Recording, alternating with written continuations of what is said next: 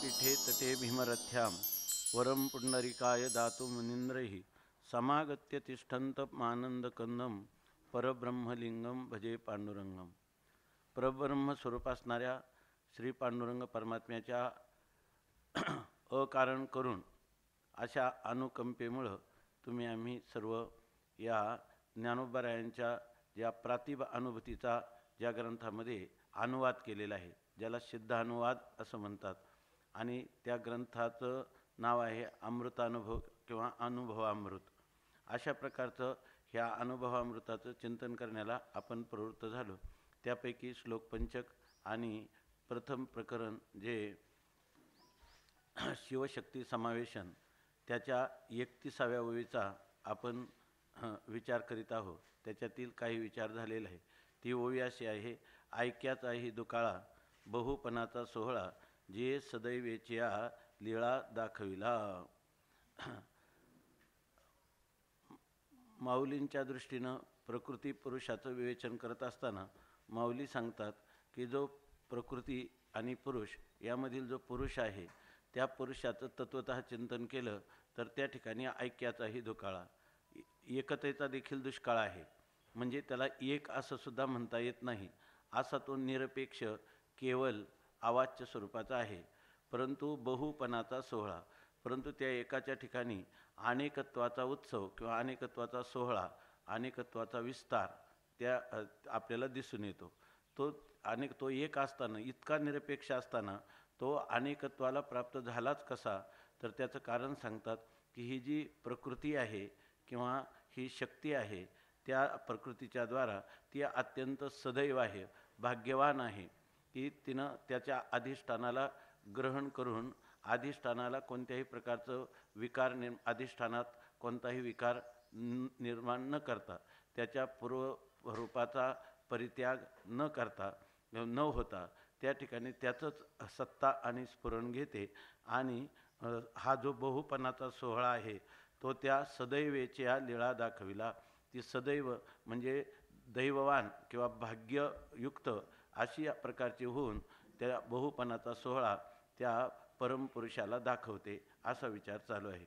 तर ते चालत असताना याचं मुख्य केंद्र आहे माऊलींचं. याच्यामध्ये बहुपणाचा सोहळा झाला आणि तो त्या लीळेने प्रकृतीने दाखवला हे सांगण्यात तात्पर्य नाही. खरं आपल्यासाठी काय आहे, एकपणाचा ऐक्याचाही दुकाळा. जिथं एक, कारण माऊलींना आपल्याला कुठं आपलं गंतव्यस्थान दाखवून द्यायचं की जे गंतव्यस्थान आहे त्याच्या ठिकाणी कोणताही व्यवहार झालेला नाही. त्याच्या ठिकाणी एकत्वाचा व्यवहार होणं शक्य नाही, तर बहुत्वाचा व्यवहार होईल का? अनेकत्वाचा व्यवहार झालाच नाही, हे खरं सांगायचं आहे. आणि ज्या वेळेला तुम्हाला तो व्यवहार दिसतो तेव्हा त्या ठिकाणी प्रकृती जी आहे ती प्रकृती ती पुरुषावर अध्यस्त आहे आणि त्या प्रकृतीमध्ये पुरुष अनुश्युत आहे. म्हणजे याचा अर्थ प्रकृती नाही, तिच्यामध्ये जो अनुश्युत आहे म्हणजे त्याचा अन्वय किंवा प्रकृतीचा पुरुषामध्ये व्यतिरेक असा कोणताच संबंध नाही. पुरुषामध्ये प्रकृती नाही का ती अत्यंत अभावरूप आहे, आणि पुरुष प्रकृतीमध्ये नाही. आपण माऊलीनं सांगितलं ना काय, तया माझी मी नाही, प्रकृती आणि त्याच्यामध्ये मी नाही म्हणजे मी त्याच्या अनुश्युत आहे किंवा अंतर्बाह्य आहे असा सांगण्याचा भागच नाही. परंतु तुम्ही जेव्हा प्रकृती असं म्हणतात, त्या प्रकृती आहे असं म्हणतात, तेव्हा त्याची सत्ता आणि त्याचं स्फुरण असल्याशिवाय प्रकृतीचा व्यवहारच घडत नाही. महदादी देहाते हे अशेष हे भूते माझ्या ठाई बिंबते जैसे जळी फेन परी फेना आतू पाहता काय तेवी फेना आतू पाहता जेवी जळ न दिसे पंडुसुता ना तरी स्वप्नीची अनिकता चेलिया नो हिजे. किंवा जर तुला खऱ्यातलं खरं सांगायचं झालं तर सांगतात की ही भूत जी आहे अथवा भूतेना माझ्या ठाई आणि तया माझी मी नाही, हे या खुना तू काही चुको नको, हे सर्वस्व आमुचे गुढ परी दाविले तुझं उघड आता हृदयी देवनी कवा बरं आता इंद्रिया देवनी कवाड हृदयी भोगी असं सांगितलंय. तोच आशय या ठिकाणी.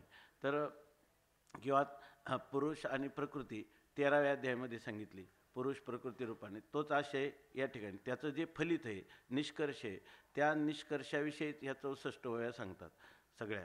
तर त्याच्यामध्ये सांगतात की अनेकत्व सांगण्यात तात्पर्य नाही, आणि जर तुम्हाला अनेकत्व दिसत असेल तर त्याच्यामध्ये आम्ही काय करतो, अबाधित असणारं एकत्वच आहे असं आम्ही सांगतो. तुम्ही शून्यरूप असणारी माया सांगता, आम्ही शून्यरूप माया नाही पाहत, आम्ही अधिष्ठानाला पाहतो. तर अधिष्ठान सत्य आहे, अधिष्ठान ज्ञानरूप आहे. सत्य ज्ञानाला सोडून राहत नाही, सच्चिद आनंदाला सोडून राहत नाही, आणि सच्चिद आनंद अद्वैत स्वरूपाने राहतात. आणि ते अद्वैत स्वरूप जे आहे ते सच्चिद आनंद पदाचं वाच्य नाही, तर ते त्याचं लक्ष्य नाही, तर ते काय आहे, असत जड दुःखाची व्यावृत्ती करण्यासाठी तुमच्या बुद्धिदोषामुळं तुमच्या ठिकाणी असणारे असत जड दुःखरूपता त्याची फक्त व्यावृत्ती करण्यासाठी हा सांगितलेला हिशेब आहे. याच्या पलीकडं काही नाही. हा सगळा वंध्यापुत्राच्या लग्नाचा चाललेला हिशेब आहे, हे तुम्ही लक्षात ठेवा. हेच सांगण्याचं काय आहे तात्पर्य. आणि हे केवळ आमचीच अनुभूती आहे या ग्रंथामध्ये असं नाही, तर प्रत्यक्ष इकडे आहे. माऊलींनी इकडे आहे ना पुढं, इकडे आहे, इकडे इथं माऊलींनी प्रमाण ज्ञानंबंधा आणि यश्य भाषा सर्वमिदम विभाती दोनच प्रमाणं दिलेली आहेत. परंतु हे टीकाकार जे आहे ना, श्रुतीच्या अनुकूल किंवा स्मृतीच्या अनुकूल असा जो सिद्ध हे सगळी अनुभूती आहे त्याच्यामध्ये मधून श्रुती प्रमाण देतात. त्याच्यामध्ये ब्रह्मगीतेचं प्रमाण त्यांनी जास्त ठिकाणी दिलेलं आहे. आता गीतेचं प्रमाण दिलेलं आहे. आता या ठिकाणी जे प्रमाण देतात ते प्रमाण श्रीमद भागवतातलं प्रमाण दिलं आहे. आणि त्या प्रमाणाने ही गोष्ट अजातवाद किंवा ज्याला आपण म्हणतो की केवळ चैतन्याचा हा विलास आहे. मायेचा विलास म्हणण्यापेक्षा चैतन्याचा विलास हा पण तो वाचारंभण आहे असं सांगितलं. आणि मायेचा विलास सांगताना काय असतो, वाचारंभणच असतो, आहे की नाही. पण वाचारंभण म्हणण्यामध्ये नसलेल्या मायेच्या संगती, मायेच्या द्वारा संगतीमध्ये आपली जी ऊर्जा खर्च होते ती चैतन्याचा विलास म्हणण्यामध्ये चैतन्याचा अधिक जवळचा परिचय होईल. चैतन्याचा की ज्याचा परिचय करून घेणं आवश्यक आहे, कारण ते आपलं स्वरूप आहे. आणि आपल्या स्वरूपाचा विसर झाला म्हणून आपल्याला हे मग काय म्हणून झाला काय, जे प्राणिया कामी भरू आणि देहाची वरी आदरू म्हणून झाला विसरू आत्मबोधाचा. त्या आत्मबोधाचं जे तुम्हाला विस्मरण झाले, माऊली तर विस्मरणही ठरवत नाही, त्याचं विस्मरणही होणं शक्य नाही. पण एक म्हटलेलं आहे तुष्यंत दुर्जन्यायाने, जर तुम्हाला विसर पडला असेल, आत्मबोधाच्या विसरामुळं जर तुम्हाला अनर्थ असेल तर त्या अनर्थाची निवृत्ती आत्मबोधानेच होईल ना. जे ज्याच्या अज्ञानाने भासतं ते त्याच्या ज्ञानानेच निवृत्त होईल. म्हणून तुम्हाला आत्मज्ञान करून घेणं आवश्यक आहे.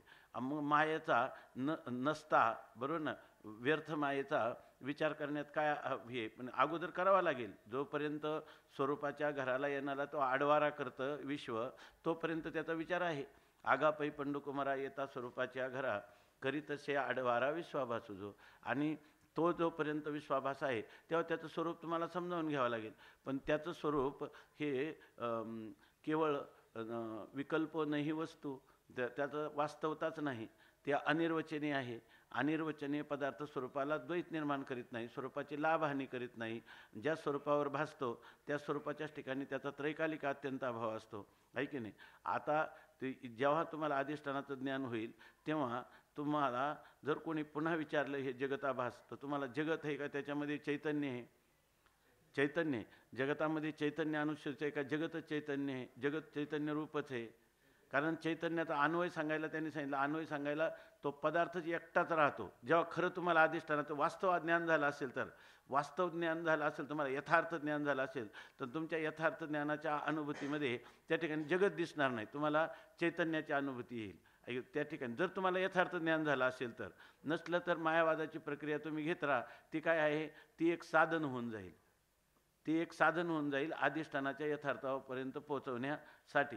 पण हा सिद्ध अनुवाद आहे. सिद्ध वस्तूकडून जर पाहिलं तर त्या ठिकाणी अन्वयसुद्धा नाही आणि त्या वस्तूचा याच्यामध्ये व्यतिरेकसुद्धा नाही.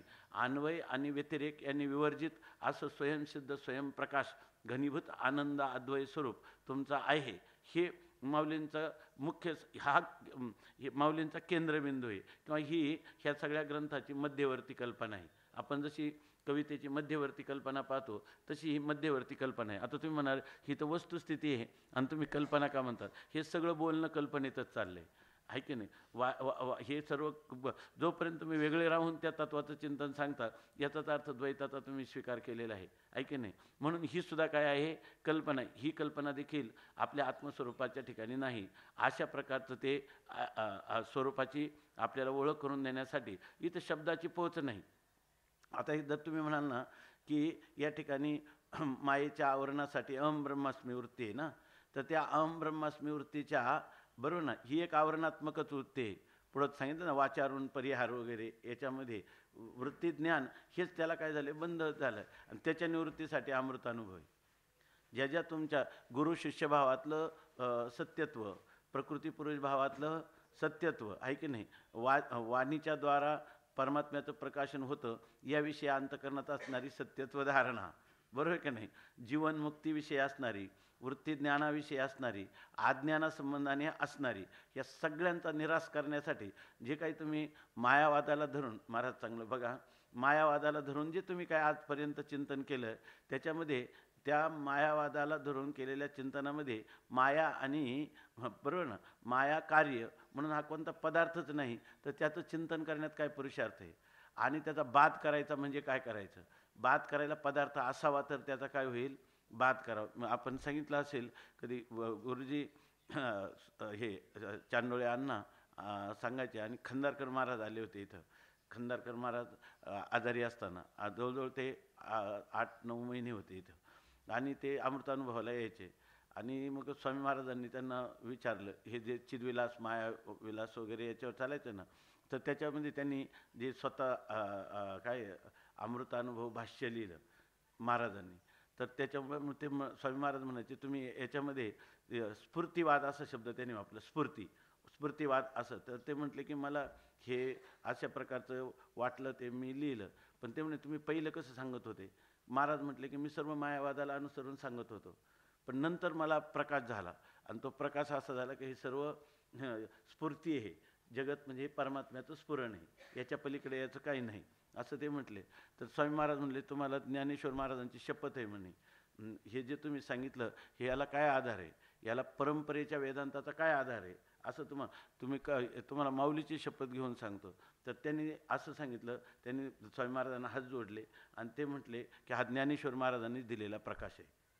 असं म्हटल्यावर स्वामी महाराजांनी हात जोडले की म्हणजे आता आम्हाला काही बोलायचं नाही असं ते म्हटले. म्हणजे त्यांच्या अंतकरणात जे मायावादाने चिंतन केलं आणि जे शेवटच्या काळात त्यांच्याकडून जे चिंतन घडलं त्याच्यामध्ये ही गोष्ट त्यांना जाणवायला लागली की ओवीमधून जर पाहिलं त्याच्यामध्ये केवळ चैतन्याचाच स्पर्श आहे, चैतन्याचा स्पर्श आहे. ह्या ज्या प्रक्रिया वगैरे ह्या मावळून गेल्याशिवाय खऱ्या अमृत स्वरूप अनुभूतीमध्ये प्रवेश होणं शक्यच नाही असं त्यांना जाणवलं. तेव्हा त्यांनी उदाहरण सांगितलं की बा मी हे जे काय बाद हे म्हणत होतो सारखा म्हणे, तर त्याचा त्यांनी सांगितलं आता कालच मार्गशीर्ष महिना झाला, त्याच्यानंतर गुरुजींचा देहच पडला थोड्या दिवसांनी. तर ते म्हणे कुठं सोनपेठला ते गुरुजी होते तिथं भेटायला गेलो म्हणे, तर आजारी होते म्हणून. तर त्यांना मी सांगितलं तर गुरुजी त्यांच्या डोळ्यात पाणी आलं. ते म्हटले की महाराज माझे सांधे इतके ठणकतात ना, रात्रंदिवस झोप नाही, आणि त्यांच्या डोळ्यातून पाणी आलं. तर मग महाराज त्यांना म्हटले, खंदारकर महाराज म्हटले की तुम्ही आता थोडंसं याच्यामध्ये काय आहे, आता हा प्रारब्धाचा भाग आहे, भोगल्याशिवाय तर काय होत नाही, तर तुम्ही बाधितानुवृत्तीशिवाय दुसरा काय पर्याय आहे, बाधितानुवृत्ती ठेवा असं त्या गुरुजींना खंदारकर महाराज म्हटले. म्हणजे पदार्थ बाधितानुवृत्ती म्हणजे पदार्थ मिथ्या ठरल्यानंतर जेव्हा पदार्थाला अज्ञात सत्ता देतो आपण, बरोबर आहे ना, पदार्थ मिथ्या ठरला तरी काही काळ राहतो, आपण त्याला प्रारब्ध लेश म्हणतो, अविद्या लेश म्हणतो. मग तो जरी राहिला तरी तो बाधत आहे हे कळल्यानंतरही तो प्रतिती मात्र येणार आहे, कुठपर्यंत देह आहे तोपर्यंत. स्वामी महाराज म्हणायचे की तुम्हाला कोणी जर हे करायला लागले आम्हाला खूप त्रास आहे व्याधीचा वगैरे, ते म्हणायचे काही नाही, तुम्हाला आहे ना आता थोडे दिवस काढावे लागतील, नंतर तुम्हाला अजिबात त्रास व्हायचा नाही, मरेपर्यंत फक्त तुम्हाला भोगावं लागेल, मेल्यावर तुम्हाला खडकावर आपटलं तरी काय होणार नाही असं ते म्हणायचे. याला म्हणतो बाधित अनुवृत्ती. मग ते म्हणे की बाधित अनुवृत्तीनं राहा. ते खंदारकर महाराज म्हणले उठ इथून. ते म्हणे मला एकेरी नावाने कधीच त्यांनी हे केलं नाही, कारण त्यांना ब्राह्मणाचा आणि संन्यासाचा खूप आदर होता. तर म्हणे उठ इथून म्हणे, बाद करायला पदार्थ असला तर बाधित अनुवृत्ती होईल ना, तर ते म्हणे मला खूप त्यांच्याविषयी मला वाईट वाटलं म्हणे, की गुरुजी आपल्याला असं म्हटले किंवा बाधित आणि उठ म्हणून असं बोलले. तर ते म्हणे आता मला सगळे इतके रोगाने माझं शरीर पोखरले का आता मृत्यू मला साक्षात दिसतो. पण अशाही वेळेला म्हणे मला गुरुजींचे शब्द किती सार्थ होते. गुरुजी त्यावेळेला जे बोलले की बाध करायला पदार्थ असला तर बाधित करायचं.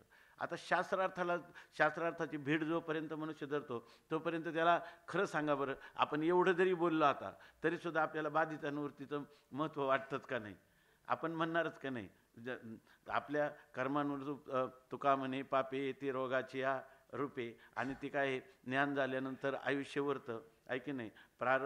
कारणाचा नाश झाला तरी कार्य काही काळ राहतं. ह्या ज्या संगती आहेत ह्या संगती आपण गृहीतच धरतो की नाही? बरं ना? आणि त्याला आपण जीवनमुक्ती असं नाव पण देतो.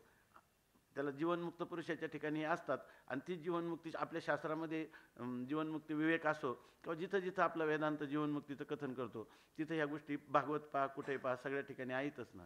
परंतु ह्या अमृतानुभवाचा अधिकारीच इतक्या उच्च कोटीचा आहे की आपण परवा पाहिलं, पराकोटीचं वैराग्य, पराकोटीचा विवेक, पराकोटीचं मुमुक्षुत्व आणि पराकोटीची समाधी षटकं, किंबहुना ज्ञानपूर्वक त्याची अत्युच्च कोटीचं उपराम ज्याच्या ठिकाणी आहे तोच पुरुष ह्या खऱ्या ग्रंथाचा अधिकारी आहे.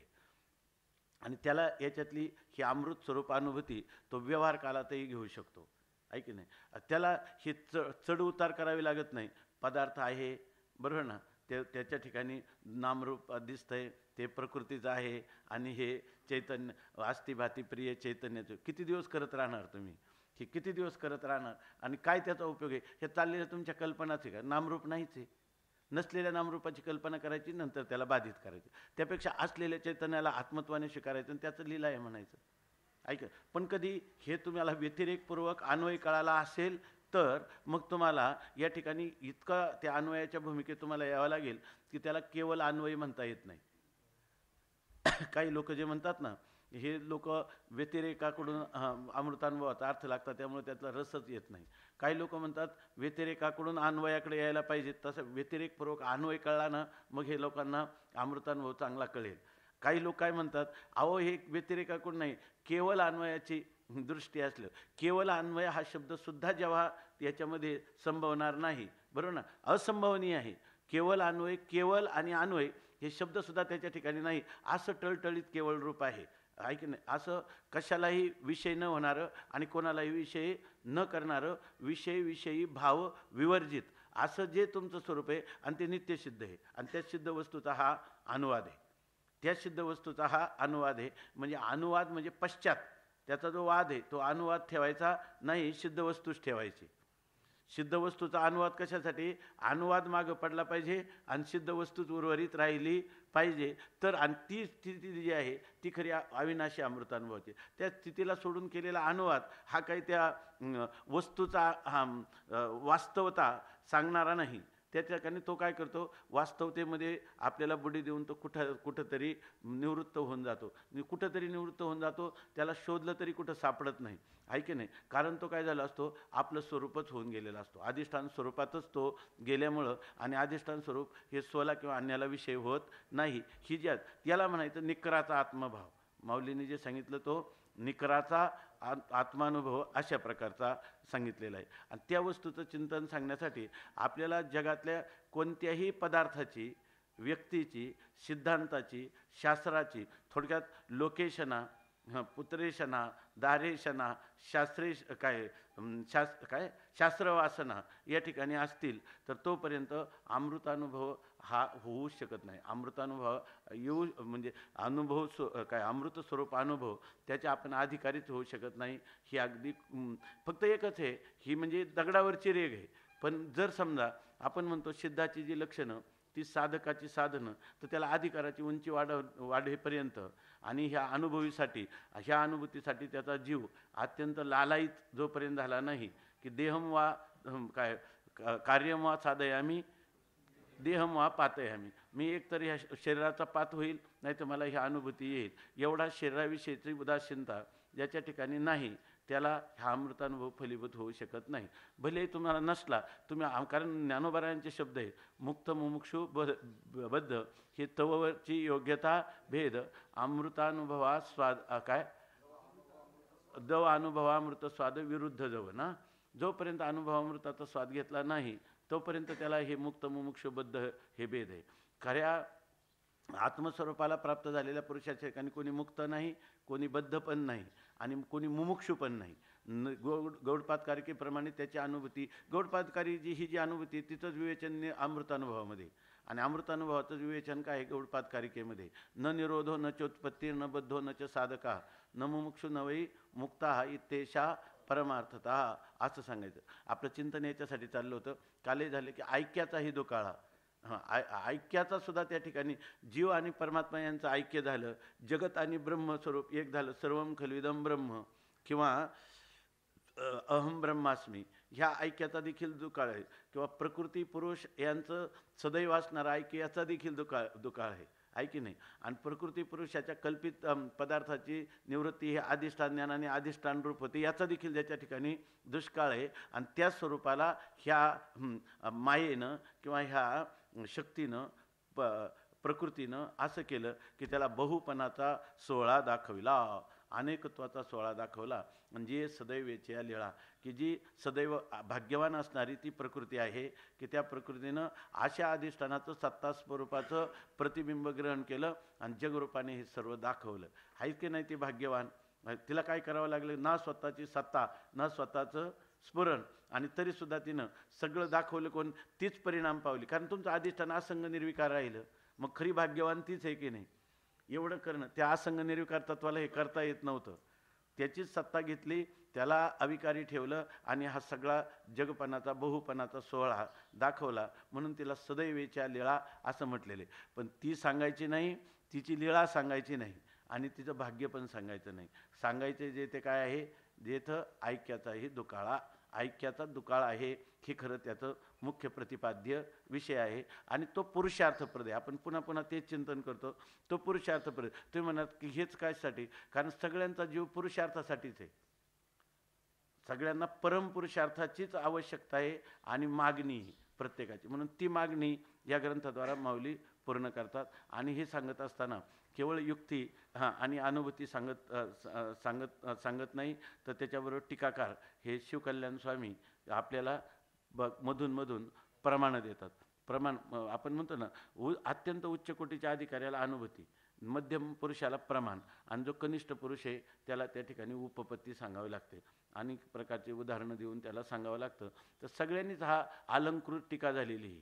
श्रुती, युक्ती आणि अनुभूती. अनुभूती आहे माऊलींची, तिचं स्पष्टीकरण आहे.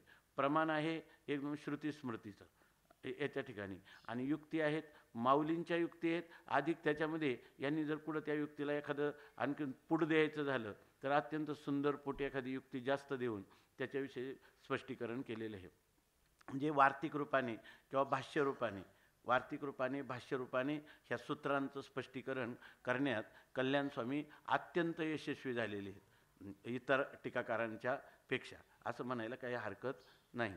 तर आता इथं प्रमाण दिले, हे प्रमाणही अत्यंत महत्त्वाचं प्रमाण दिले त्यांनी. आणि ह्या प्रमाणावरून नाथ महाराजांनी जे आनंद लहरी, हस्तामलक किंवा विशेषतः कोणता तो 4 श्लोकाचं भागवत, चतुश्लोकी भागवत त्याचं ह्या प्रकाराने वर्णन केले. आपल्याला अमृतानुभव पाहतो का चतुश्लोकी भागवतामध्ये आपण दुसरा नाथ महाराजांचा ग्रंथ पाहतो हे लक्षात येणार नाही.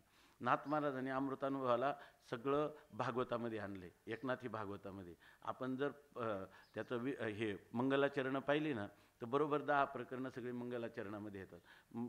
आपल्या संप्रदायामध्ये जर कोणाला नाथ महाराजांच्या भागवताच्या मंगलाचरणाचा अर्थ लागला, त्याला वेगळा अमृतानुभव पाहण्याची गरज नाही. आणि जर अमृतानुभव पाहिला आणि चांगला कळला तर त्याला मंगलाचरणं कळतील, नाही तर मंगलाचरण कळणार नाही त्याला सुद्धा. कारण त्या नाथ महाराजांनी त्या चतुश्लोकी भागवताचं जे काही निरूपण केले त्याच्या किंवा ओव्यांमध्ये आपल्या मंगलाचरणामध्ये जे निरूपण केले, पूर्ण अमृतानुभव आणला आहे. आणि असं केलं की जणू काही अमृतानुभवाच्या 25 वया एका सूत्रामध्ये त्यांनी आणल्यात, अशा एका सूत्रामध्ये आणल्या, म्हणजे एका ओवीमध्ये आणल्या, अशा प्रकारचं निरूपण केले. आणि ते निरूपण याच्यापेक्षा सोपं पण वाटतं, नाथ महाराजांचं निरूपण सोपं पण वाटतं. आणखी एक हे गोष्ट, जर नाथ महाराजांचं मंगलाचरण अमृतानुभवाच्या दृष्टीनं जेवढी आहेत ते जर पाहिलं ना, ती जास्त संस्कृत प्रचुर आहे. त्याच्यामध्ये मराठीचा म्हणजे फक्त मराठी भाषा दिसते. जसं 18व्या अध्यायाचं मंगलाचरण आहे त्याप्रमाणे अशी मंगलाचरणे काय, कारण सगळे संस्कृत प्रचूर शब्द आहेत, सगळे संस्कृत शब्द आहेत. तर आता या ठिकाणी एकनाथी भागवत आपलं श्रीमद भागवतातलं 3ऱ्या स्कंदातलं 10व्या अध्याय ना, 10व्या अध्यायामध्ये हा 11वा श्लोक आहे आणि त्या 11व्या श्लोकामध्ये हे प्रमाण आलेले आहे. तर आपल्याला माहिती आहे का, विदुर आणि मैत्रेय यांची गंगाद्वारला भेट झाली. भगवंताचं निजधामगमन झालं होतं आणि त्यावेळेला भगवंतांनी जाता जाता जेव्हा मैत्रेय भेटले तेव्हा मैत्रेयाला उपदेश केला आणि त्यांना सांगितलं की मी तुला दिलेलं ज्ञान हे विदुराला सांग. आणि त्यावेळेला विदुर काकांची त्यांची जेव्हा भेट झाली तेव्हा त्यांच्या भगवंताच्या चरित्र लीला याच्याविषयी खूप संवाद झाला. आणि त्याच्यानंतर त्यांनी विचारलं की विदुर म्हणतो, सगळा 3रा स्कंद विदुर आणि मैत्रेयाचा संवाद आहे. आणि त्याच्यामध्ये त्यांनी सांगितलं की तुला जो भगवंतांनी जाताना उपदेश केला निजधामाला, तर जे तत्त्वज्ञान सांगितलं ते तत्त्वज्ञान तू मला सांग असं केला, आग्रह धरला. आणि विदुराचं देखील मैत्रेयावर आणि मैत्रेयाचं विदुरावर अत्यंत प्रेम होतं. म्हणून त्या दोघांचा झालेला जो प्रेम संवाद तो 3रा स्कंद आहे. आणि त्याच्यामध्ये हा विषय आलेला आहे की त्यांनी विचारलं की ज्या कालात आपल्याला काय कालाचं फार महत्त्व आहे. सगळ्यात ज्या गोष्टी घडतात तर जी कारणं सांगितली सृष्टीची, जगत उत्पत्तीची, त्याच्यामध्ये काल हे कारण सांगितलं. काय एक श्लोक आहे, कारिका आहे मला वाटतं, ईश्वर, प्रकृती, काल, यदृच्छा, नियती असा सांगणारा श्लोक आहे. स्वभावम ईश्वरम कालम यदृच्छा नियतीम तथा. बरोबर ना, स्वभावम ईश्वरम कालम यदृच्छा नियतीम तथा परिणामंच मन्यन्ते प्रकृतीम पृथुदर्शिनः असं तो श्लोक आहे. तर यामध्ये काल हा एक कारण सांगितलेलं आहे. काही लोक तर कालालाच परमात्मा असं म्हणतात, कालालाच परमात्मा म्हणतात. ह्या कारणवादामध्ये जरी काल स्वतंत्र आणि ईश्वर स्वतंत्र सांगितला तरी आपल्या अनेक पुराणांमध्ये कालरूप भगवान असं सांगतात. की तो अनुल्लंघनीय अनतिक्रमणीय असणारा जो कालरूप परमात्मा त्याने हे जगत उत्पन्न केलं असं म्हणतात. आणि काल कारणवाद्याचं खंडन ज्ञानेश्वरीमध्ये केलं, काल कारणवाद्याचं खंडन ज्ञानेश्वरीमध्ये केलं. आपण म्हणतो का हा पसरला असे जबडा, हा काळाचा जबडा पसरलेला आहे. आणि काय पाहे पा केवडा पसरला असे चवडा करुनिया माझी वडा आकार गज असं त्याचं वर्णन केलेलं आहे. त्या कालरूपी कालाचं देखील काय केलेलं आहे, खंडन केलेलं आहे. नाथ महाराजांनी भागवतामध्ये कालाचं खंडन केलेलं आहे की काळ जो तुम्हाला वाटतं अतिशय दुर्धर आहे, तर ते म्हणतात जयाचे मन म्हणे मी अमर.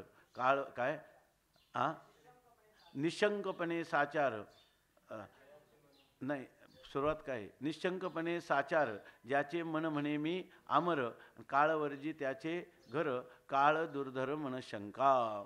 काळ नावाची एक आहे मनामध्ये केलेली, फक्त काय आहे आपण दुर्धर आहे कारण ते अनिर्वचनीय असल्यामुळं, अनिर्वचनीय असल्यामुळं ती एक मनाची शंका आहे. संस्कृत हे जे अमृतानुभव आहे ना त्यांनी कालाचं वर्णन करताना दिलं की आता चांगलं लक्षात घ्या, पुन्हा म्हणजे पुन्हा त्याचं चिंतन करायची गरज पडायची नाही. याचं हिमालय पर्वत आहे, हिमालय पर्वत वर्तमानात आपल्याला दिसतो की नाही, बरोबर आहे ना, हिमालय पर्वत आपल्याला दिसतो. आता भूतकाळात जेव्हा दशरथ राजाचं राज्य होतं, दाशरथी रामाचं राज्य होतं, तेव्हा हिमालय होतात की नाही. आणि पुढचा जो भविष्यात काळ येईल तेव्हा हिमालय राहणारच आहे की नाही, बरोबर आहे की नाही. मग आपण केवढा व्यवहार झाला बघा. दाशरथी रामा आपण काळ काय केलं, दाशरथी रामाच्या वेळेला हिमालय होता, आता वर्तमानात हिमालय आहे. आणि पुढं जेव्हा काय ते कोणतं कल्की युग काय येईल तेव्हासुद्धा हिमालय असणार. असं जर आपण म्हटलं, हा व्यवहार सगळा झाला की नाही. सगळा व्यवहार हिमालया संबंधाने झाला की नाही. सगळा व्यवहार हिमालया संबंधाने झाला का हिमालयाच्या संबंधाने काहीच व्यवहार झाला नाही. ह्या सगळ्या आपण केलेल्या ह्या तिन्ही कल्पनांचा हिमालयाला स्पर्श सुद्धा झाला नाही, बरोबर ना. तुम्ही केलेल्या का झाला नाही माहिती का, तुम्ही केलेल्या काल्पनिक कल्पित पदार्थाचा संबंधच होत नसतो अजयस्थानाशी कधी. ज्याच्याशी तुम्ही वर्णन केलं संस्कृत अमृतानुभवामध्ये दिलेले उदाहरण, तर त्याच्यामध्ये तुम्हाला कोणत्याही प्रकारचा संबंधच झाला नाही. तसाच परमात्मा स्वरूपात संबंधाने तुम्ही जी काही कल्पना केली काळाची, ही कालाची केलेली कल्पना आहे. काळ दुर्धर मनशंका, काळ म्हणून कोणता पदार्थच नाही. आता देश काळ वस्तू सगळ्यांचं असंच आहे.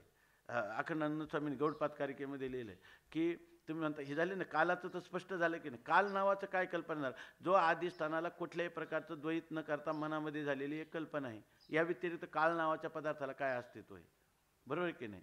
आणि त्या ज्यावेळेला तुम्ही म्हणतात कालापासूनच सृष्टी उत्पन्न होते, याचं एवढं सांगितलेलं आहे की एक त्या कालामध्येच उत्पत्ती होते, कालामध्येच स्थिती असते आणि कोणत्याही पदार्थाची कालामध्येच लय होतो, आहे की नाही. आपण हे भागवतामध्येच ह्या 3ऱ्या स्कंदामध्ये ज्या वेळेला उत्पत्ती स्थिती लय करणारा कोण आहे, काल भगवान आहे असं त्यांनी म्हटलेलं आहे. दुसरं कोण करतं, उत्पत्ती स्थिती आणि लय करणारा परमात्माचं. एवढं त्या कालाला काय हे महत्त्व आहे. परंतु त्यांनी सांगितलं हा काल नावाचा पदार्थ काय. गौडपादाचार्यांनी अखंडानंद सरस्वतींनी गौडपाद कारिकेमध्ये लिहिलं का तुम्ही म्हणता आता ही उत्तर दिशा, पूर्व दिशा, ही पश्चिम दिशा, ही दक्षिण दिशा, सगळ्या दिशेचा व्यवहार होतो की नाही. आणि दिशेच्या व्यवहारात किती व्यवहार आपला देशात चालला आहे, देशाला धरूनच किती व्यवहार चालला आहे, कालाला धरूनच किती व्यवहार चालला आहे. ते म्हणतात नेमकं पूर्व कोणती, जर तुम्हाला सांगता येईल का ही पूर्व. तुम्ही आता जिथं बसले बरोबर ना, मग आता माझं तोंड इकडे आहे तर मी काय म्हणतो ही उत्तर दिशा आहे आणि ही दक्षिण दिशा आहे, बरोबर ना. आणि मग जर आपलं उत्तरेकडे तोंड असेल त्यावेळेला उजव्या हाताला येते ती पूर्व आणि डाव्या हाताला येते ती दक्षिण. आणि मी जर आता वळलो आणि मी जर दक्षिणेकडे तोंड केलं तर सगळ्या दिशा बदलल्या का नाही, सगळ्या दिशा. याचा अर्थ दिशा म्हणजे वाचारंभण आहे. त्या ज्या अधिष्ठानावर त्या दिशा होतात तेवढं अधिष्ठानच खरं आहे, बाकीचं सगळं खोटं आहे. अनिर्वचनीय मिथ्या आहे. म्हणून देश पण नाही आणि काल पण नाही. आणि वस्तूसुद्धा काय, वस्तूचं आपण पाहिलं ज्ञान सत्ता काल, ज्ञानकालात त्या पदार्थाची सत्ता आहे. असं असल्यामुळं तुकाराम महाराजांनी सरळ ह्या सगळं चिंतन भंडाऱ्या डोंगरावर केलं काय, हेच केलं आहे की नाही. आणि हेच अनुभवलं. देश काळ वस्तू भेद मावळला, आत्मा निर्वाळला विश्वाकारे, न झाला प्रपंच आहे परब्रह्म, अहम सोहम ब्रह्म आकळले मावळले किंवा आकळले काही म्हणा. तर याप्रमाणे याच्या तत्वमसी विद्याचा, ब्रह्मविद्येचा विचार जो आहे तो ह्याच स्वरूपाचा आहे. सगळ्या ठिकाणी ब्रह्मविद्येचं स्वरूप हेच आहे आणि हे सनातन परंपरेनं याच्या ज्ञानाची परंपरासुद्धा हीच आहे, बरोबर ना. त्याच्याकडे जाण्याची युक्तीसुद्धा हीच आहे. अशा प्रकाराने हा विचार आला. म्हणून भागवत जरी असलं तर भागवतामध्ये सुद्धा काळाला कल्पितच मानलं की नाही. आता या ठिकाणी सुद्धा हा कालाचा विचार आहे. तो हा उद्धव जो आहे, आपलं मैत्रेय जो आहे तो विदुरांना सांगतो. त्यावेळेला सांगत असताना संवादामध्ये म्हणतात ज्या भगवान परमात्म्याने हे सर्व सृष्टी उत्पन्न केली तो भगवान परमात्मा म्हणजे कालरूप भगवान परमात्मा. तेव्हा त्या कालरूप परमात्म्याचं मला लक्षणं सांगा, कालरूप भगवंताचं मला वर्णन करा. म्हणून हा संपूर्ण एक अध्याय सांगतात की त्याच्यामध्ये ते म्हणतात की ह्या लयसुद्धा त्याच्या ठिकाणी होतो, बरोबर ना. उत्पत्ती त्याच्या ठिकाणी आणि स्थितीसुद्धा त्या कालामध्येच घडत असते. तेव्हा त्या कालाचं काय महत्त्व आहे किंवा कालाचं काय स्वरूप आहे हे तुम्ही मला विवरण करून सांगा. अशा प्रकारचं विदुर मैत्रेयाला विनंती करतात. आणि मग मैत्रेय त्याला सांगत असताना प्रश्नाच्या नंतर हा पहिला श्लोक आहे. कालाचं स्वरूप हे पहिल्यांदा, त्याच्यामध्ये प्रलय होताना सुद्धा नित्य प्रलय होतो, दैनंदिन प्रलयसुद्धा सांगितलेला आहे किंवा एक प्रलय सांगितला, प्राकृतिक प्रलय सांगितला, एक नित्य प्रलय, नैमित्तिक प्रलय आणि प्राकृत प्रलय, असे 3 प्रलय जास्त सांगितले. नाथ महाराजांनी चौथा एक प्रलय सांगितला ह्याच्यामध्ये भागवतामध्ये, आत्यंतिक प्रलय सांगितला. जो यथार्थ ज्ञान झालं का जो प्रलय होतो तो काय आहे, आत्यंतिकच आहे. काळाच्या ओघात जे गोष्टी मागं पडत जातात दैनंदिन, तर त्यांनी दैनंदिन प्रलय म्हणून वेगळा सांगितला नाही, पण नाथ महाराजांनी दैनंदिन प्रलय सांगितला. त्याला इथं म्हणतात नित्य प्रलय. कालाच्या ओघात उत्पत्ती होते, नाश होते, हे सारखंच चालू आहे ना. तर ते कालाच्या ओघात होणारा जो प्रलय आहे, काळामुळं केवळ कालामुळं होणारा. आपण म्हणतो ना, आता एखादा मनुष्य म्हातारा मनुष्य मरण पावलं, रडायला लागले की लोक काय म्हणतात, पिकलं पान गळायचंच. म्हणजे हा नित्य प्रलय ठरलेलाच आहे, ह्याच्यामध्ये काही तुम्हाला पर्याय नाही काही. ह्या त्या कालाचं एक नित्य प्रलय म्हणून सांगितलं. दुसरा नैमित्तिक प्रलय सांगितला. नैमित्तिक प्रलय म्हणजे जेव्हा जलप्रलय होतो किंवा शेष जो असतो तो विषाचं वमन करतो आणि त्यावेळेला जो सगळीकडे अग्नी प्रसारित होतो आणि त्याच्यामुळे जो प्रलय होतो तो प्रलय जो आहे तो नैमित्तिक प्रलय आहे. ज्यावेळा प्रलयाची वेळ येते, नेहमीची येतो मग पावसाळा, हे तो सृष्टीचे कौतुक जाण बाळा, त्याप्रमाणे हा प्रलयाचा एक काळ असतो. त्या काळामध्ये उत्पत्तीचा काळ आहे, स्थितीचा काळ आहे, लयाचा काळ आहे, अशा प्रकाराने तो काळ आहे. आणि दुसरा जो प्रलय आहे तो प्रलय प्राकृतिक प्रलय आहे. प्राकृतिक प्रलय म्हणजे काय?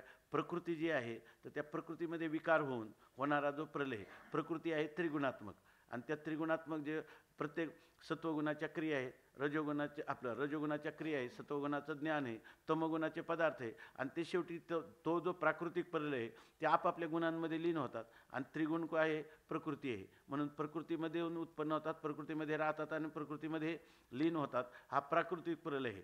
आणि आत्यंतिक प्रलयनाथ महाराजांनी जो सांगितला किंवा इथं आता जो सांगतात, खरा त्याचा आत्यंतिक प्रलय म्हणजे काय की आपल्या ब्रह्मज्ञानाने आपल्या आत्मस्वरूपाच्या ठिकाणी ज्या जगताचा प्रलय उत्पत्ती स्थिती होते, बरोबर ना, त्या जगताचा त्रैकालिक अत्यंताभावाचा निश्चय हा प्रलय आत्यंतिक आहे. आता तू काय बीज बाजूनी केली लाही, आम्हा जन्म मरण नाही, तैसे काय येण्याचे शरीरा येणे सरे, किंबवना येरझारे चरा पडे, मरण माझे मरोनी गेले, मज केले अमर, आहे की नाही. पण त्यासाठी तुकाराम महाराज म्हणतात, देहाच्या निरसने पाविजया ठाया, माझी आई शिकाया जव नव्हे, हा आत्यंतिक प्रलय.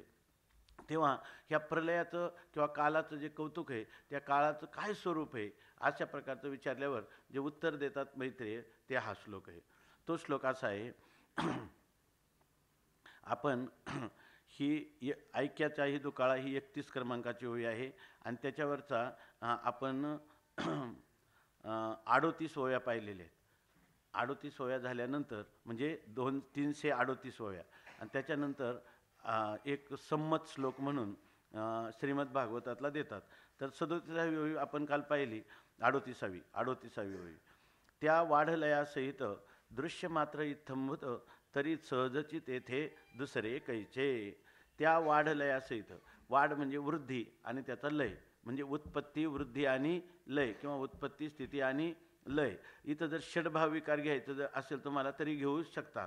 या ठिकाणी आस्ती जायते वर्धते विपरिणमते अपक्षीयते विनश्यती, हे षडभाव विकार जरी घेतले तरी काही हरकत नाही. याच्या म्हणजे काही घ्या तुम्ही त्याच्यामध्ये. तर त्या वाढलयासहित दृश्य मात्र इथं होतं, ज्याच्या ठिकाणी उत्पत्ती स्थिती लय. दिगंबर महाराज लक्षात येते ना सगळं आत्तापर्यंत झालेलं.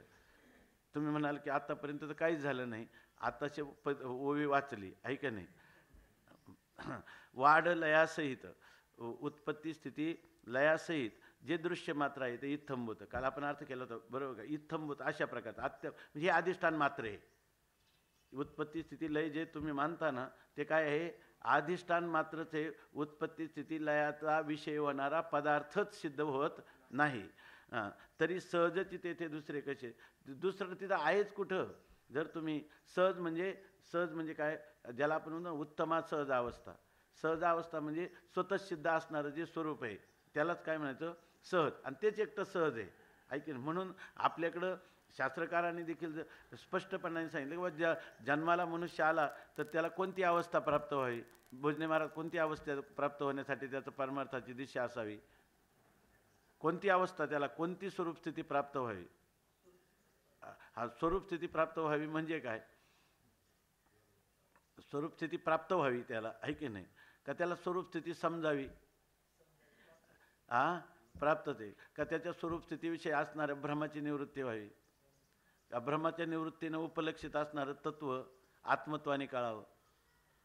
सा काष्टा सा परागती, ती परागती आहे, दुसरं काही नाही. स्वरूपस्थिती प्राप्त सुद्धा करायची नाही, आणि भ्रमाची निवृत्ती म्हणायचं सुद्धा लाज वाटावी, कारण भ्रमातला पदार्थ नाही, आहे का नाही. आहे का नाही. हेच आहे ना. नाहीतर पुन्हा वाटतं प्राप्त करणं म्हणजे स्वरूपस्थिती. स्वरूप स्थितच आहे, आहे का नाही. स्वरूप रूप व्हावं हे सुद्धा म्हणायचं नाही, स्वरूप रूपाने असावं असं सुद्धा म्हणता येणार नाही, आणि भ्रमाची निवृत्ती करावी असंही म्हणता येणार नाही. मग याचा अर्थ काय आहे, काय म्हणतात, न बोलायचं काय घेशील हे त्याचं उत्तर आहे, नाही का शेवटी. म्हणून तेथीची मातू न चढे बोलाचा हातू,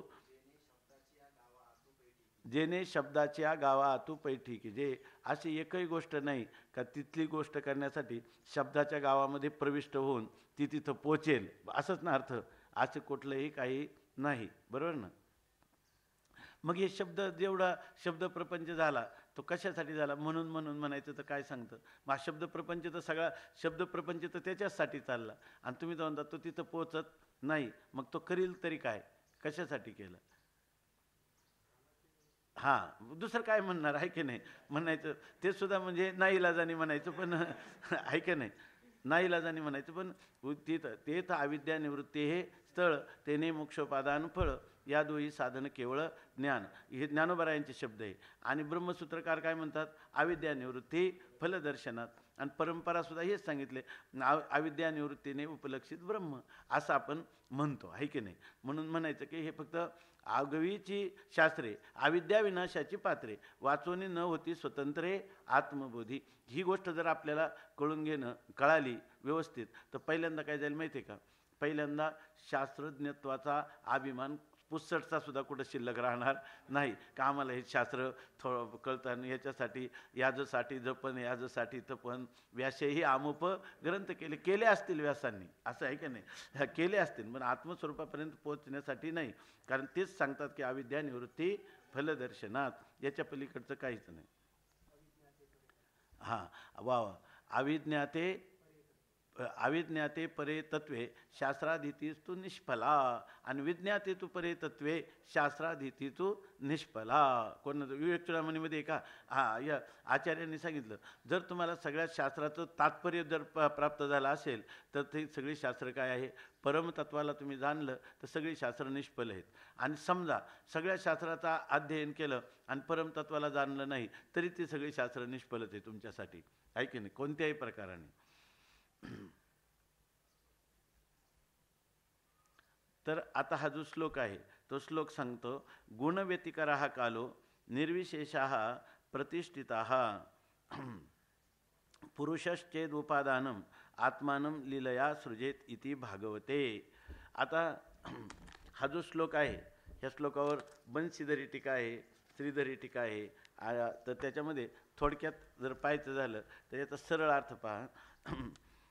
गुणव्यतिकरः काळ, काल जो आहे ना, तर काल म्हणजे काही नाही, तो गुणव्यतिकरः, त्रिगुणांचा परिणामात्मक असणारा हा काल आहे. व्यतिकर म्हणजे गुणांचा असणारा परिणाम, तोच काल आहे या ठिकाणी.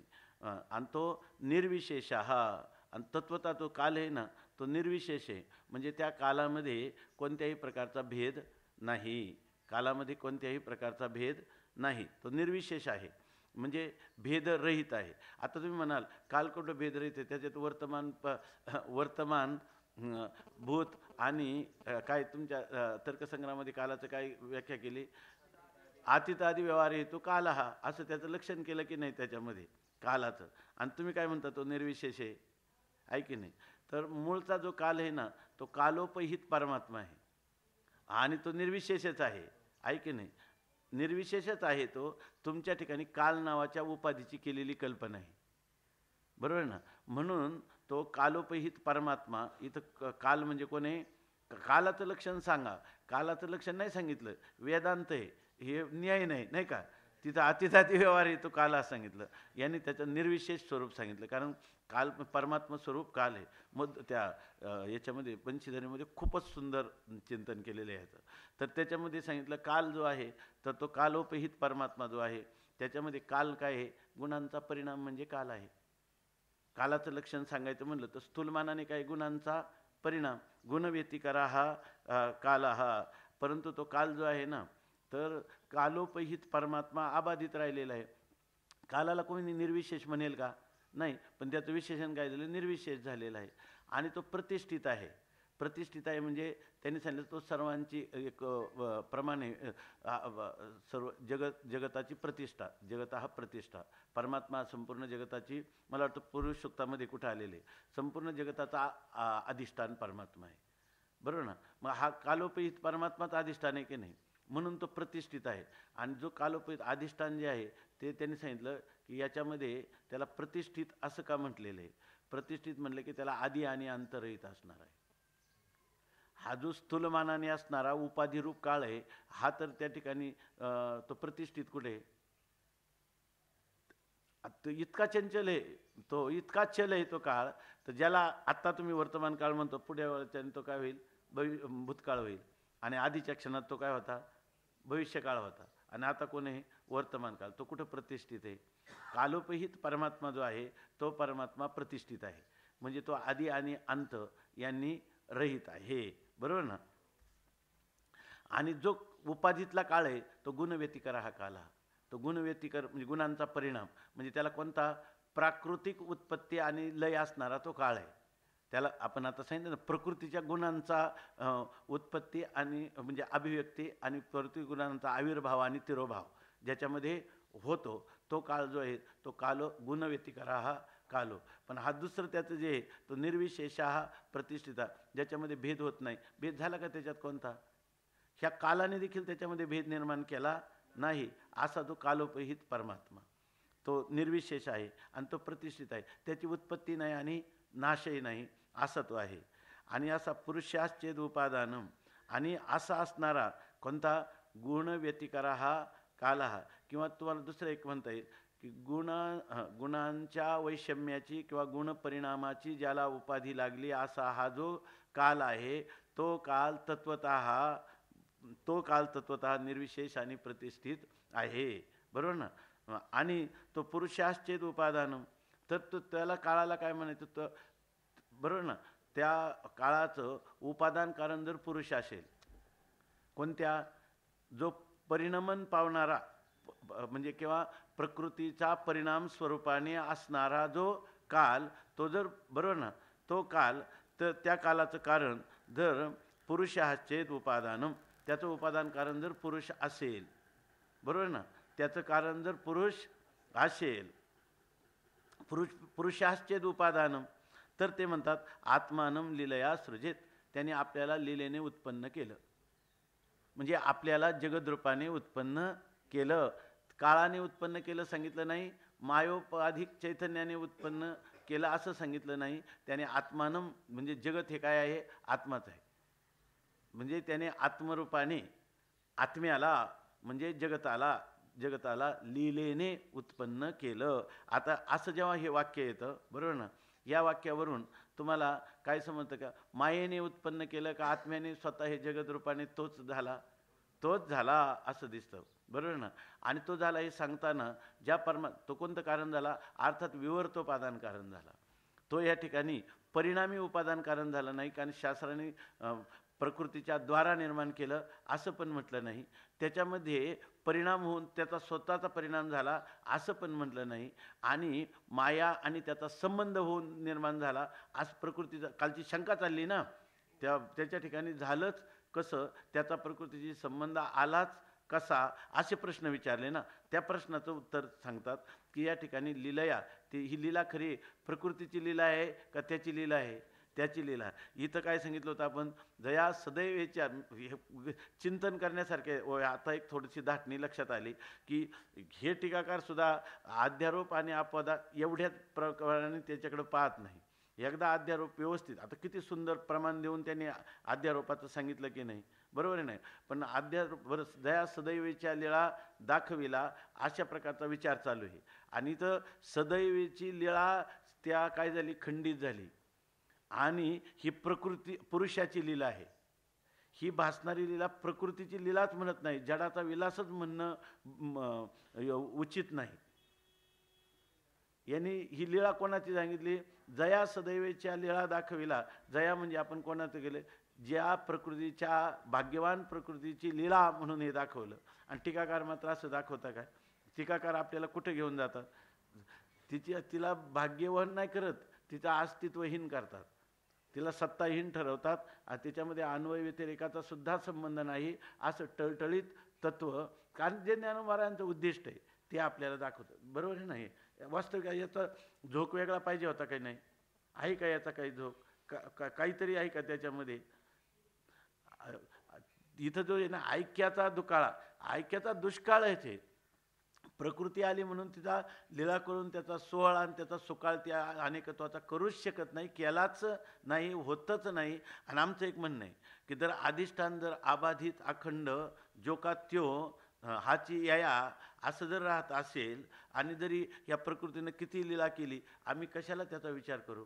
आम्ही काय स्वयंमहिमने प्रतिष्ठित आहात, आम्ही आपल्या महिमेमध्ये राहू. त्या याच्यामध्ये सांगितलंय खंडन खंडन खाद्याच्या भूमिकेमध्ये की अमृत, आपण एक दिवस चिंतन केलं होतं, अमृतानुभव हे सुद्धा खंडन खंडन खाद्यच आहे.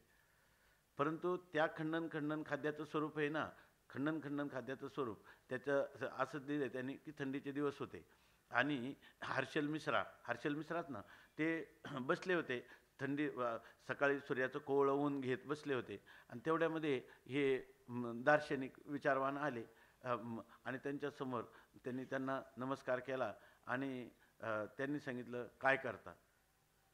त्यांना विचारलं काय करतात. ते म्हणले काही नाही, आम्ही सूर्याचे जे किरण आहेत ना त्या किरणांचं सेवन करतो थंडीच्या दिवसात. ते म्हणले तुमच्यासारख्याला असं शोभत नाही बोलायला. येते म्हणजे दार्शनिक विचाराचं बोलायला पाहिजे, काहीतरी उच्च विचार. मग त्यांनी उत्तर दिलं स्वयंमहिमनी प्रतिष्ठितो अस्मी. मी माझ्या महिमेत बसलेला आहे. काय महिमेत बसलं म्हणे, ह्या जगामध्ये हे जगत उत्पन्न झालंच कसं, ह्या प्रश्नाचा काही विचार आहे की नाही? आहे की नाही? कोहम कथमिदम जातम कोवई कर्तास्य विद्यते. काय उपादानम किंमस्ती विचारो स्वयं विदृशा. याला विचार करायचा. त्यांना वाटलं ते म्हणले चिंतन करीत बसलोय, अशा प्रकारचं शास्त्रचिंतन करतो किंवा आत्मचिंतन करतो. त्यांनी काहीच सांगितलं नाही, मी माझ्या महिमेत बसलेलो आहे असं उत्तर दिलं. तेव्हा त्यांनी जेव्हा मग प्रश्नाची सरबत्ती सुरू केली, फक्त त्याला म्हटलं की तुला काय म्हणायचे.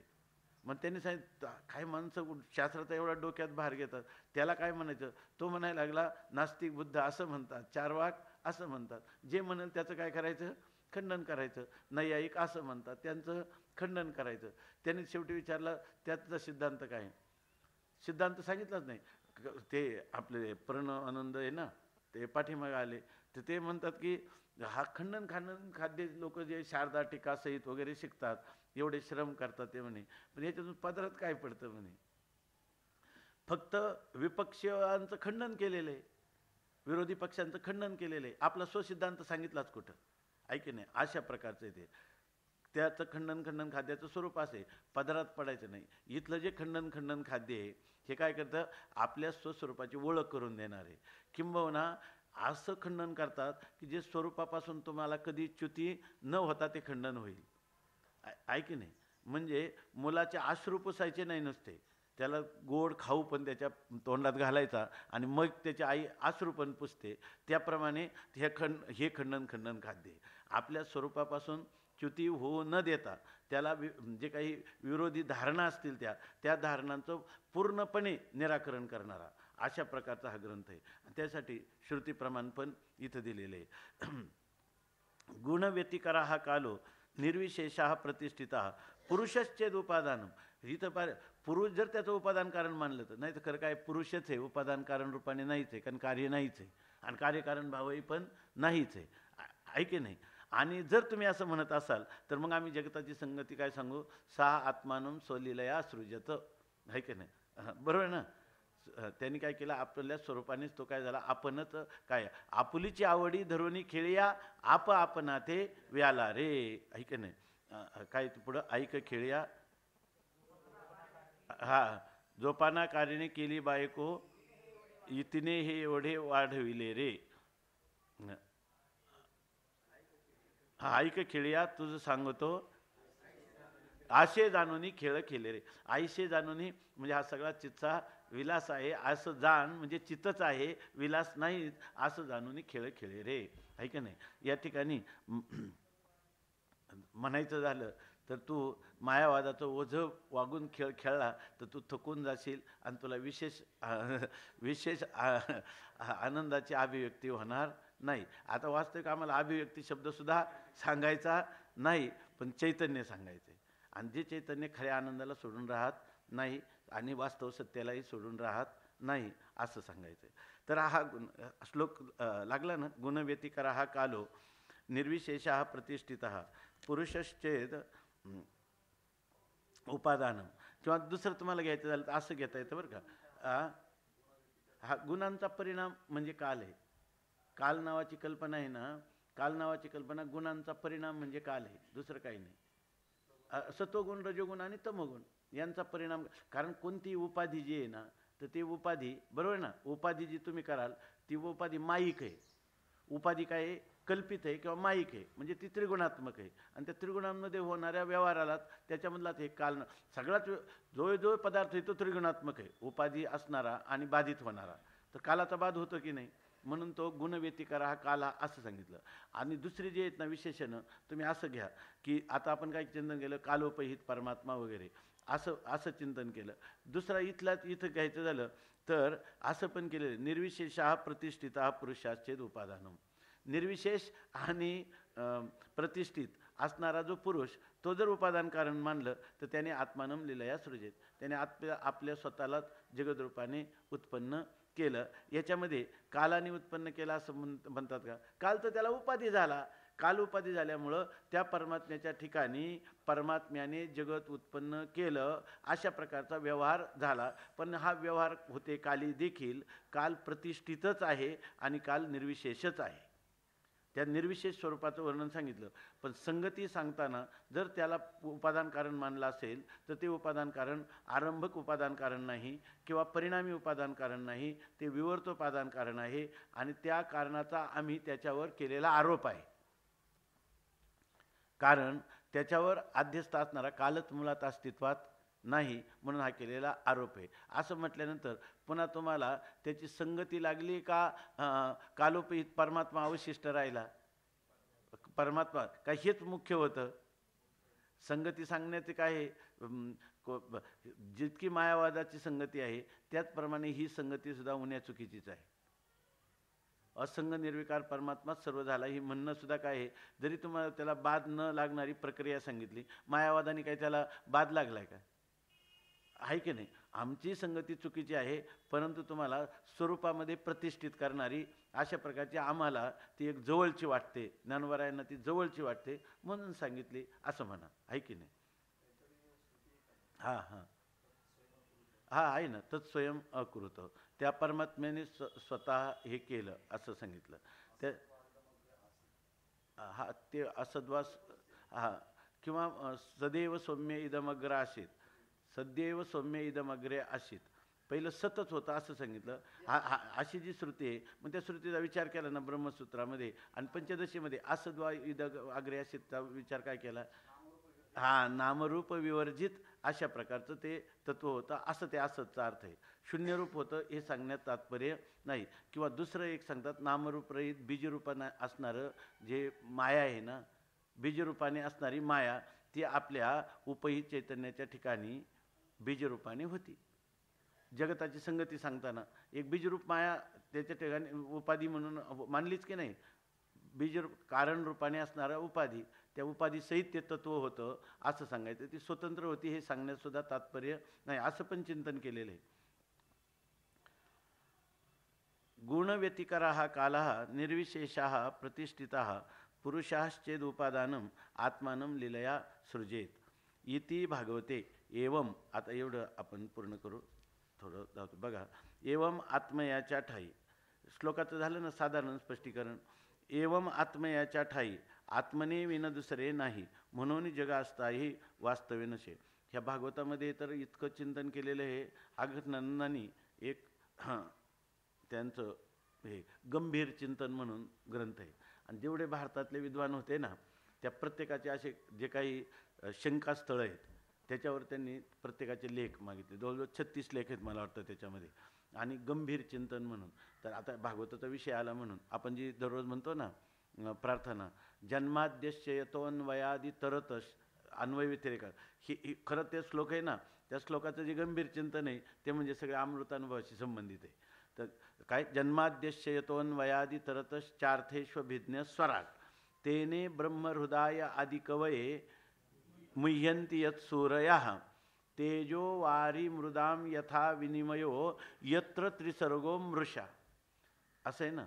तर काय केलं आहे ह्या वल्लभाचार्यांनी, त्याच्यामध्ये असा पाठ घेतला का, यत्र त्रिसर्गो अमृषा. मृषा म्हणजे मिथ्या आहे ना. बरं, आणखी अनेक संहितांमध्ये अमृषा असा पाठ मिळतो. आता पूर्णच विरुद्ध झालं की नाही, हा पाठभेद स्वीकारायचा कसा, आहे की नाही? मग आता अखंडानंद स्वामींनी स्वतः तो लेख लिहिला आहे, तर त्याच्यामध्ये यत्र त्रिसर्गो मृषा, तर ते अमृषा पाठ त्याने स्वीकारला. त्याचं कारण आहे ते म्हणे मृषा आणि अमृषा म्हणण्यामध्ये काही भेद होत नाही. लक्षात आलं ना? मृषा म्हणणाराला जे म्हणायचं तेच जर अमृषा म्हणणाराने सांगितलं तर बिघडलं कुठलं? ऐके नाही. म्हणून ते लिहिले यत्र त्रिसर्गम. वल्लभाचार्य जर समर्थ असतील ना, तुमचा अव्याकृत परिणाम खंडित आहे. पण अमृषा हे भागवतातलं पद्धत, कारण ते कोणाच्या नावावर आहे? व्यासांच्या नावावर आहे.